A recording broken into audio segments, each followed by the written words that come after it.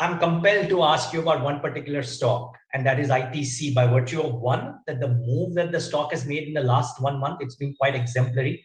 And two, I remember a conversation that we had.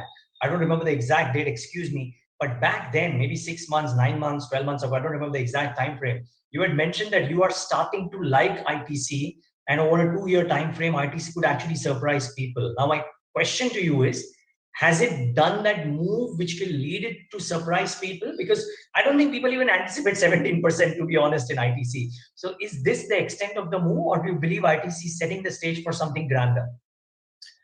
People talk about ITC and its returns, but I think a 10% move on the Nifty at these levels, given the geopolitical environment that we live in, is very, very difficult.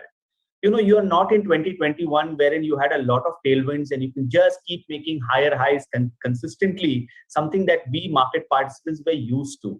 So now we are trying to, identify stocks where I feel a 10, 15, 20, 25% up move is possible.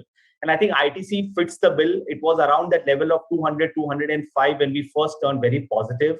And we just thought that keeping the dividend yield angle in mind and the fact that it is such a strong brand, in an environment where there were so many startups and so many new listings, where all kinds of theories were being put across, and you have seen what has happened to many of these new age names. I think in that context, ITC was always very interesting on the charts. I think even now it looks good. So when we covered it at 200, our eventual target was 300.